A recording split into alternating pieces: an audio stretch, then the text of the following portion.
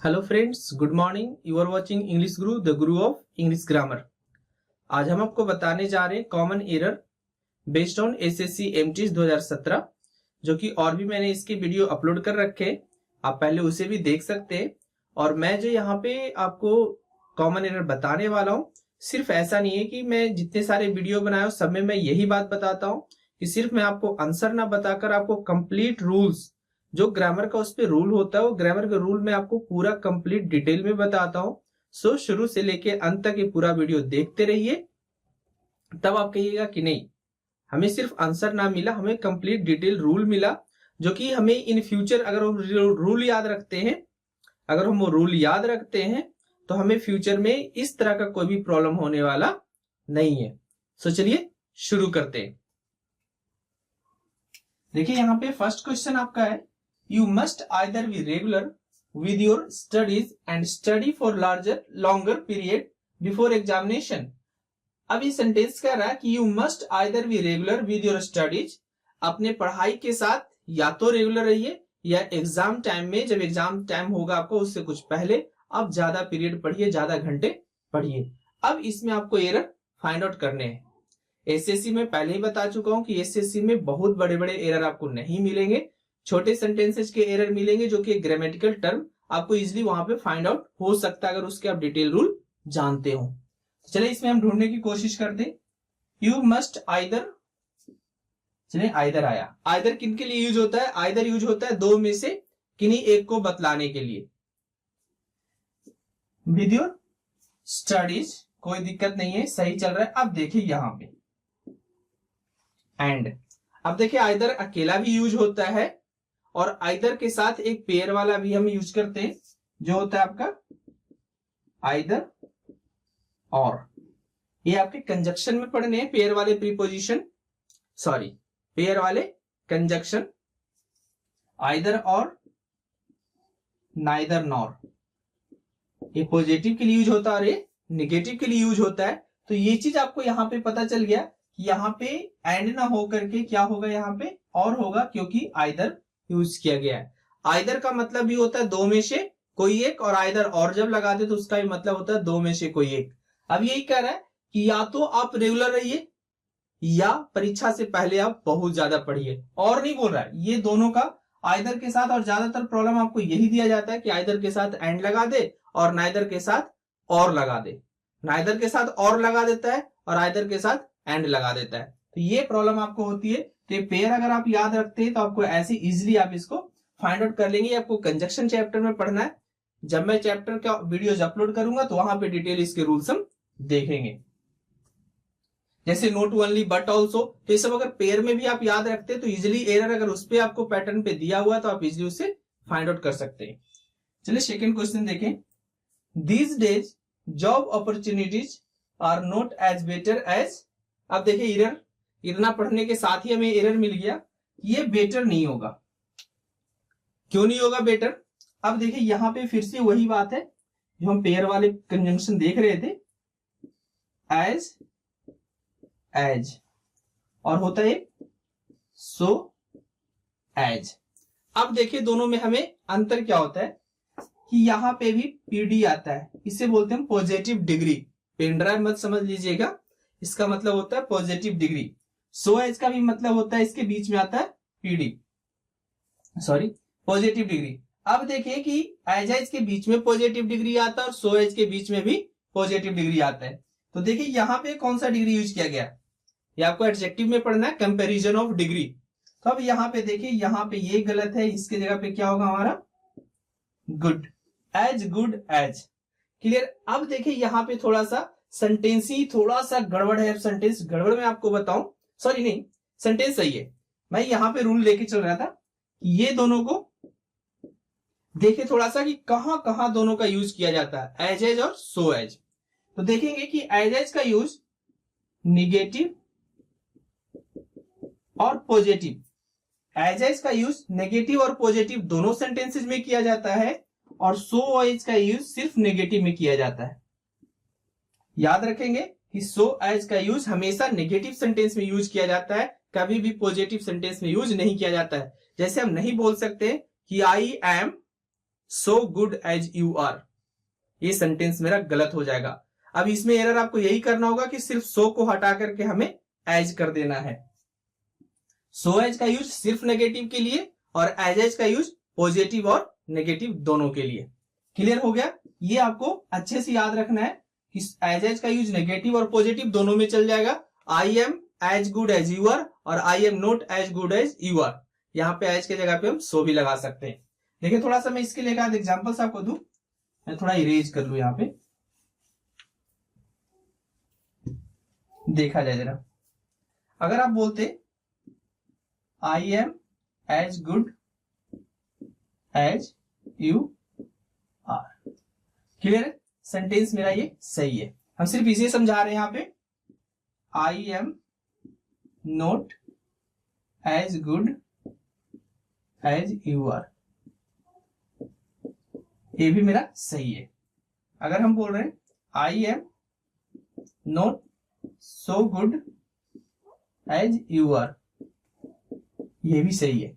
अगर लेकिन हम बोल रहे हैं अगर हम बोल रहे हैं कि I am so good as you are,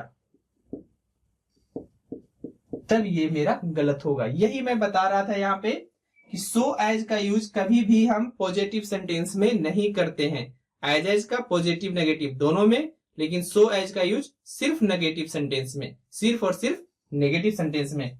तो दो आपके कॉमन एरर्स बिल्कुल इजी थे और इसी तरह के इजी क्वेश्चंस आपको एसएससी एमटीएस वगैरह में आते हैं। यहाँ तक कि कंबाइंड हायर सेकेंडरी लेवल जो होता है उसमें भी इसी तरह के आपके कॉमन एरर्स आते हैं, ज्यादा डिफिकल्ट आपको वहां पे नहीं आते हैं। तो चलिए हम चलते हैं अगले क्वेश्चन की तरफ। तो फ्रेंड्स चलते हैं हम क्वेश्चन नंबर 3 और क्वेश्चन नंबर 4 की तरफ। तो सबसे पहले देखिए हम question number 3। On many occasions we did help the poor people by giving them food to eat and clothes to put on. अब इसमें आपको एरर फाइंड आउट करने हैं। अगर अच्छे से सेंटेंस आप पढ़े ना तो इजिली आप फाइंड आउट एरर कर सकते हैं कि एरर आखिर कहां पे है। चलिए हम इधर देखें। आपको मैं बहुत अच्छा रूल आप दोनों सेंटेंसेस में आपको बताने वाला हूं कि आपको क्या याद रखने। एक्चुअली में जो रूल्स है आपको याद क्या रखने, बस वही याद रखें और सेंटेंस इस तरह के जैसे ही आपको नजर में आएगा आपको पता चल जाएगा कि एरर कहां पे है। तो देखिए यहां तक कोई दिक्कत आपको नहीं लग रहा होगा। वी डिड हेल्प्ड, अब देखिए यहां पे वी डिड हेल्प्ड, कितना बड़ा यहां पे क्या उसे बोलेंगे ब्लंडर कर दिया गया। डिड और प्लस V2, डिड और प्लस V2 या V3 जो भी आप बोल ले, जो कि गलत है। अब सही क्या है ये जो देखें, कभी भी डिड चूंकि V2 में है तो कभी V2 के साथ V2 को ऐड हम लोग नहीं करते हैं। याद रखना है आपको कि कभी भी V2 के साथ जस्ट बगल में V2 आप नहीं लिखेंगे। डिड भी डू का V2 है जो कि पास्ट इंडेफिनिट टेंस बनाने में हमें मदद करता है, लेकिन एक्चुअली ये मेन वर्ब भी तो होता है। वी डिड आवर वर्क, हम लोगों ने अपना काम किया। ठीक है, तो ये इस अनुसार यहां पे ये गलत है कि अगर डिड आएगा तो डिड के बाद हमारा V1 आएगा। याद रखेंगे तो सिर्फ डिड याद नहीं रखना, इस पे आपको तीनों याद रखने कि अगर डिड, डू और डज, अगर ये तीनों आते हैं तो इसके बाद जो आने वाला वर्ब होगा सिर्फ क्या होगा, V1 होगा। डू, डिड और डज, ये तीनों के बाद आने वाला जो वर्ब होता है हमेशा वर्ब फॉर्म 1 में होता है। It means root form of the verb होता है, वर्ब का पहला रूप होता है। इतने तरीके से मैंने आपको बताया। ये आप कभी मत भूलिएगा कि डू, डज और डिड आ जाए तो उसके बाद कोई V2 हमें नजर आ जाए। अगर डू, डज, डिड यूज किया गया है तो सेंटेंस इसी तरह से याद होता है। ये रूल पढ़ लिए, याद दिमाग में रहेगा हमारा कि डू, डज, डिड जैसे ही देखेंगे हम जस्ट बगल वाला पहले वर्ब देखेंगे कि वर्ब वाला जो बगल वाला वर्ब है वो कैसे अरेंज किया गया है, V2 फॉर्म में है, V3 फॉर्म में है या V1 फॉर्म में है। क्लियर? अगर डज के साथ आपको लिख दे डज गोज, डज गोज, ये भी गलत हो जाएगा। होगा क्या, डज गो। जैसे ही V5 इधर आ गया उसके जस्ट बगल में V1 होगा। इट मींस V2, V1 और V5। इसके बाद अगर वर्ब आपको लिखना है डू, डिड और डज रहे तो उसके जस्ट बगल में हमारा V1 होगा। आए क्वेश्चन नंबर 4 देखें। तो एरर यहाँ पे समझ में आ गया होगा कि इसे हटा के हमें हेल्प करना होगा और कुछ नहीं करना है। चलिए क्वेश्चन नंबर 4 में, having finished at school Raghu Raghu thought going to Bombay in search some job. अब इसमें आपको एरर देखने हैं, इसमें थोड़ा सा एरर आपको टफ लग रहा होगा, वर्क फॉर्म वगैरह से नहीं है तो थोड़ा सा लग रहा होगा कोई दिक्कत। तो चलिए देखिए, कोशिश करते हैं थोड़ा सा हम भी। आप तब तक करें, मैं थोड़ा इरेज कर लूं इसे। चलिए तो देखा जाए कि इसमें एरर हमारा कहां है। हैविंग फिनिश्ड, ये मैंने आपको इसका एक स्पेशल वीडियो बनाया है हैविंग और बीइंग का, जो आप शायद देख भी लिए होंगे। हैविंग फिनिश्ड, हैविंग के बाद भीतरी परफेक्ट पार्टिसिपल का होता है। Having finished at school, it means school खत्म करके रघु ने सोचा कि बॉम्बे चला जाए जॉब ढूंढने के लिए, कुछ जॉब मिल जाए वहां पे। अब यहाँ पे आपको एरर फाइंड आउट करने की एरर आखिर है कहां। तो देखिए एरर कहां है आपका, सर्च सम जॉब। अब देखिए कि जब सर्च आएगा तो क्या आता है, इसके साथ आपको क्या लगाना होगा, सर्च फॉर होगा आंसर अब आपका सही, कि बस ऐड करना है आपको सर्च के बाद for, search for some job. Clear, searching for some job हो जाएगा, in search for some job. कोई दिक्कत, तो सर्च के साथ हमेशा फॉर आएगा, याद रखना है आपको। क्लियर, तो चलते हम अगले क्वेश्चन की तरफ। तो फ्रेंड्स चलिए आइए चलते हम क्वेश्चन नंबर 5 की तरफ। क्वेश्चन नंबर 5 हमारा क्या है, no sooner I had spoken a word then he left the room. अब इसमें आपको एरर फाइंड आउट करने, जो कि बहुत ही सिंपल एरर इसमें होता है, और इस तरह का ही एरर आपको SSC/MTS में मिलने वाला है। तो चलिए आइए देखिए, no sooner I had spoken a word then he left the room. Past में इधर भी है, पास्ट में इधर भी है, कोई दिक्कत आई थिंक की नहीं होना चाहिए। चलिए बट दिक्कत है कहां। तो फ्रेंड्स इन्वर्जन पढ़े होंगे, इन्वर्जन क्या होता है। सबसे पहले मैं आपको बता दूं कि मैं आपको किस वीडियो में इन्वर्जन पढ़ाने वाला हूं। तो इन्वर्जन जब मैं आपको एडवर्ब पढ़ाऊंगा तब वहां पे मैं आपको इन्वर्जन पढ़ाऊंगा। और इन्वर्जन होता क्या है जो मैं आपको बता रहा हूं, वर्ब को सब्जेक्ट के पहले रख देना। कुछ सिचुएशन वैसी होती है कि जब हम सब्जेक्ट के पहले वर्ब रख देते हैं, दैट इज कॉल्ड इन्वर्जन। और उसके साथ कुछ एडवर्ब्स आते हैं, ऐसा नहीं, चूंकि एडवर्ब्स में पढ़ेंगे तो इसके साथ कुछ एडवर्ब्स होते हैं, उस कारण से हमें सब्जेक्ट के पहले हेल्पिंग वर्ब को रख देना ही इन्वर्जन कहलाता है।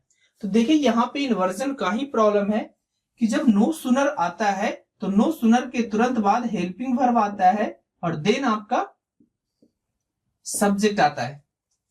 तो नो सुनर के बाद क्या आना चाहिए था, यहाँ पे हैड पहले आना चाहिए था और आई बाद में आना चाहिए था। ये नो सुनर डिड या कोई भी हेल्पिंग वर्ब आप यूज कर रहे हैं तो नो सुनर के जस्ट बगल में आपका हेल्पिंग वर्ब होगा, देन आफ्टर आपका सब्जेक्ट होगा। ये आपको इन्वर्जन चैप्टर में पढ़ना है। क्लियर, तो यहाँ पे एरर हमें मिल गया कि यहाँ पे होना चाहिए था no sooner had I spoken a word then he left the room. दूसरा एरर आपको क्या दिया जा सकता है, जो मैं आपको बता दूं, ये कितना मिलता जुलता एक वर्ड है इससे, देन। अगर यहां पे हम चेक कर लिया, आप देखिए कि आपको ब्रेन में एक अटैक करेगा। जब आप नो सुनर देखेंगे तो दो चीज आपको याद रखना है नो सुनर के साथ, कि नो सुनर के जस्ट साइड में क्या आएगा, हमारा हेल्पिंग वर्ब आएगा, और जो एक कंजक्शन आएगा वो हमारा क्या आएगा, देन आएगा, देन नहीं आएगा। देन और देन में बहुत अंतर है, इसका मतलब होता है तब, और इसका हम लोग तुलना करने के यूज करते हैं। क्लियर हुआ। तो दो चीज आपको याद रखने कि नो सुनर इन्वर्जन चैप्टर का आएगा और इसमें नो सुनर के बाद हमें हेल्पिंग वर्ब यूज करना है, चाहे वो हैड हो या डिड हो, ज्यादातर यही दो हेल्पिंग वर्ब आपको मिलेंगे। फ्रेंड्स आई होप कि आज का वीडियो आपको अच्छा लगा होगा, जिससे मैंने आपको कॉमन एरर्स बताए, उसके रूल्स बताए, और जो भी ग्रामर के रूल्स उस पे पैटर्न थे, उस पे आधारित थे, वो मैंने आपको बताए। अगर आपको वीडियो अच्छा लगा हो तो शेयर, सब्सक्राइब और लाइक करना बिल्कुल मत भूलिए। शेयर कीजिए, अपने दोस्तों के बीच में शेयर कीजिए, जिससे उन्हें भी कुछ इसका फायदा मिल सके। अपने कलीग्स हो, अपने कजिन्स हो, जो भी प्रिपरेशन कर रहे हो, बैंकिंग, SSC, जो भी कंपटीशन की आप तैयारी कर रहे हैं, उनके भी शेयर जरूर कीजिए। Thank you for watching English Guru.